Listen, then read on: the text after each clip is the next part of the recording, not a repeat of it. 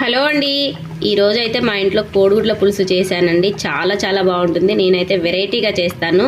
అది ఎలా అనేది వీడియోనైతే స్కిప్ చేయకుండా చూసి మీరు కూడా ఇంట్లో తప్పకుండా ట్రై చేయండి. చాలామంది చాలా రకాలుగా అయితే చేస్తారు ఈ కోడిగుడ్ల పులుసుని. నేను ఎలా చేస్తాను అనేది ఈ వీడియో అండి. పులుసు కూడా చూసారా మనకి ఎంత చిక్కగా వచ్చిందో. చాలా బాగుంటుందండి. ఒక్కసారి ఇలా ట్రై చేసి చూడండి. మళ్ళీ ఇలాగే చేసుకుంటారు కోడిగుడ్ల పులుసు. వాసన అయితే అసలు అమృతంలాగా వస్తుందండి. నాకైతే అసలు చూస్తుంటేనే నోట్లో నీళ్ళు వచ్చేస్తున్నాయి కదా. మీకు కూడా అలాగే ఉందండి. ఎందుకంటే లేట్ చేయటం, వీడియోని అయితే స్కిప్ చేయకుండా చూసి మీరు కూడా ఇంట్లో తప్పకుండా ట్రై చేయండి. ఇంకా లేట్ చేయకుండా ప్రాసెస్ ఏంటో చూసేద్దాం. ముందుగా 8 కోడిగుడ్లను అయితే ఉడకబెట్టుకొని ఇలా పొట్టు తీసేసి చిన్న ఘాట్లు లాగా పెట్టుకున్నానండి. ఒక 5-6 ఘాట్లు పెట్టుకున్నాను ఒక గుడ్డుకు వచ్చేసి. ఇలా ఘాట్లు పెట్టుకోవటం వల్ల పులుసు అనేది లోపలికి వెళ్ళిపోయి తినేటప్పుడు గుడ్డు చాలా టేస్టీగా ఉంటుంది. తర్వాత ఒక నిమ్మకాయ సైజ్ అంతా చింతపండునైతే నానబెట్టి ఉంచుకున్నాను. ఇప్పుడు కోడిగుడ్డు పులుసు ఎలా చేసుకోవాలో చూద్దాం. ఇప్పుడు స్టవ్ వెలిగించి స్టవ్ మీద ఒక గిన్నె పెట్టుకొని దీంట్లో నూనె వేసుకోవాలండి. ఒక 5-6 స్పూన్ల వరకు నూనె వేసుకొని నూనె బాగా హీట్ చేసుకోవాలి. నూనె వేడెక్కింది. ఇప్పుడు దీంట్లో ఒక స్పూను జీలకర్ర వేసుకోవాలి. జీలకర్ర కొంచెం ఫ్రై అయిన తర్వాత సన్నగా కట్ చేసిన 2 ఉల్లిపాయ ముక్కలు అయితే వేసుకుంటున్నానండి. మీడియం సైజు 2 ఉల్లిపాయలు అయితే ఇలా చిన్న ముక్కలుగా కట్ చేసుకొని వేసుకోవాలి. ఇలా ఉల్లిపాయలు ఎక్కువగా వేసుకోవటం వల్ల పులుసు అనేది చిక్కదనం వస్తుంది.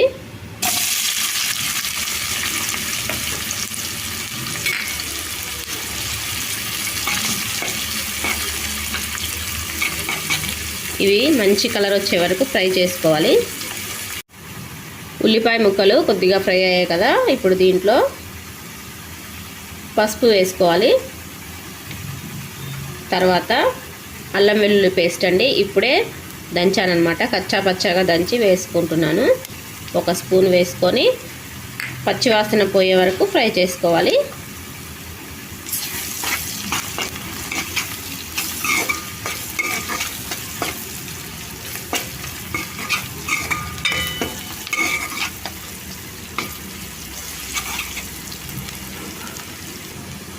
చూడండి ఉల్లిపాయ ముక్కలు చక్కగా మగ్గిపోయాయి కదా, బ్రౌన్ కలర్ వచ్చాయి. అల్లం వెల్లుల్లి పేస్ట్ కూడా అప్పటికప్పుడు దంచి వేసుకుంటే ఎగ్ పులుసు అనేది చాలా టేస్టీగా ఉంటుందండి. ఇప్పుడు చక్కగా మగ్గిపోయిన ఈ ఉల్లిపాయ ముక్కలలో మనం ఇలా ఉడికించి ఉంచుకున్న కోడిగుడ్లను అయితే వేసుకోవాలండి. ఇలా ఘాట్లు పెట్టుకొని వేసుకుంటే పులుసు అనేది ఈ ఘాట్లలోకి వెళ్ళిపోయి మనకి కోడిగుడ్డు తినేటప్పుడు మంచిగా ఉంటుందండి.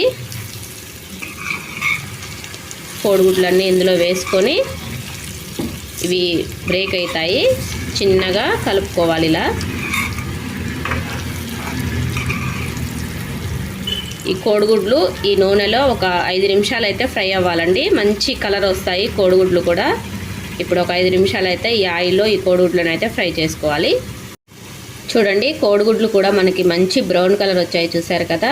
ఇలా ఆయిల్లో ఫ్రై చేసుకోవటం వల్ల గుడ్డు అనేది చాలా టేస్టీగా ఉంటుందండి.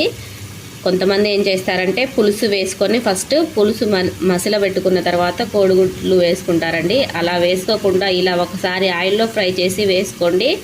చాలా బాగుంటాయండి. అసలు టేస్ట్ మాత్రం ఎక్సలెంట్గా ఉంటుంది. మంచి కలర్ వచ్చాయి చూసారు కదా. చాలా బ్రౌన్ కలర్ వచ్చాయి కోడిగుడ్లు అయితే. చూపిస్తాను చూడండి మనం ఘాట్లు పెట్టుకున్నాం కాబట్టి ఆ ఘాట్లలో కూడా ఆయిల్ వెళ్తుంది చక్కగా. మంచి గోల్డ్ కలర్ వచ్చాయి. ఇప్పుడు దీంట్లో మనం ముందుగా నానబెట్టుకున్న చింతపండునైతే నీళ్లు వేసి రసం తీసి ఉంచుకున్నానండి. చింతపండు నీళ్ళు ఇదంతా కూడా దీంట్లో వేసేసుకోవాలి. వేసేసుకొని ఒక్కసారి మసలాలండి. ఎందుకంటే మనకి పులుపుదనం అనేది ఆ గుడ్లలోకి వెళ్తుందనమాట. అందుకని ఉప్పు కారం ఏది వేయకుండా ఒక్కసారి మసిలిపోవాలన్నమాట. చూడండి ఆ చింతపండు నీళ్ళలో ఆ కోడిగుడ్లు మరిగిపోతున్నాయి కదా. ఇప్పుడు దీంట్లో కారం వేసుకుంటున్నాను. పులుపు కాబట్టి కారం కొద్దిగా ఎక్కువగానే పడుతుందండి. తర్వాత ఉప్పు కూడా వేసేసుకొని ఉప్పు కారం ఒకసారి చూసుకోవాలి.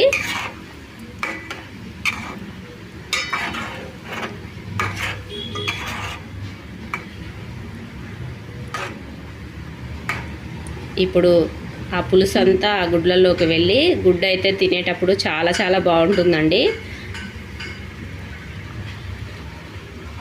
ఇలా ఒక 5 నిమిషాలు అయితే మరిగించుకోవాలి పులుసుని.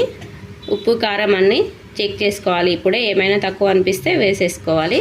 ఒక 5 నిమిషాలు అయితే పులుసుని మరిగించుకుందాం. 5 నిమిషాలు మరిగిన తర్వాత పులుసు అనేది ఉప్పు కారం అన్నీ చూసుకున్నానండి. అన్నీ కరెక్ట్గా సరిపోయాయి. పులుపు, ఉప్పు, కారం అన్నీ కూడాను. మా కారం అయితే ఏంది ఇంత కారం వేసింది అనుకున్నారు. కారం అయితే కలరు రెడ్గా ఉంది, కానీ మంట అయితే చాలా తక్కువగా ఉంటుందండి. అందుకని ఎక్కువ కారం వేసినట్లు అనిపిస్తుంది. కాకపోతే మా ఇంట్లో అయితే ఎలా తింటారో అంత అయితే వేసాను అనమాట నేను. ఇప్పుడు దీంట్లో మెంతిపిండి వేసుకుంటున్నానండి 1 స్పూను. తర్వాత 1 స్పూను జీలకర్ర పౌడర్. ఈ 2 వేసుకోగానే మంచి వాసన అయితే వస్తుందండి పులుసు అనేది. పులుసు కూడా చూసారా చిక్కగా వచ్చేసింది. మనం ఉల్లిపాయలు ఇలా ఒక 2-3 వేసుకున్నాం అనుకోండి, మంచిగా పులుసు అనేది చిక్కగా వస్తుంది. లేదు మాకు అలా ఇష్టం లేదనుకుంటే కొంచెం వాటర్ వేసుకొని పులుసు పలసగా చేసుకోవచ్చు అనమాట. నేనైతే చిక్కగానే చేస్తాను ఇలా. మనకి ఈ పులుసు అనేది 4 రోజుల వరకు కూడా ఖరాబ్ అవ్వదండి. ఇంకా ఈ రోజు కంటే రేపు తింటే ఇంకా టేస్ట్ అనేది సూపర్గా ఉంటుంది. మనం చేపల కూర అయితే ఇలా ఈరోజు వండుకొని రేపు తింటామో, ఈ ఎగ్ పులుసు కూడా అంతే అండి. నెక్స్ట్ డే మార్నింగ్ తింటే ఇంకా సూపర్గా ఉంటుంది. మెంతి పౌడరు, జీలకర్ర పౌడర్ వేసుకొని ఒక 2 నిమిషాలు ఇలా ఉడికించుకోవాలి. ఇంకా ఫైనల్గా అయితే 1 స్పూను గరం మసాలా వేసేసుకొని దించేసుకోవడమే అండి. అంతే అండి, ఎంతో ఎంతో టేస్టీగా ఉండే కోడిగుడ్డు పులుసు అయితే రెడీ అయిపోయింది. చాలా చాలా బాగుంటుంది. ఇలా ఒక్కసారి తప్పకుండా ట్రై చేయండి. నేనైతే ఎప్పుడు ఇలాగే చేస్తుంటాను. అంతే అండి, ఎంతో టేస్టీగా ఉండే కోడిగుడ్డు పులుసు అయితే రెడీ అయిపోయింది. మీరు కూడా ఇంట్లో తప్పకుండా ట్రై చేయండి. ఎలా వచ్చిందో కామెంట్ అయితే చేయండి. మా వీడియో కనుక మీకు నచ్చినట్లయితే ప్లీజ్ లైక్ చేయండి, షేర్ చేయండి, సపోర్ట్ చేయండి. Thank you for watching. Bye bye.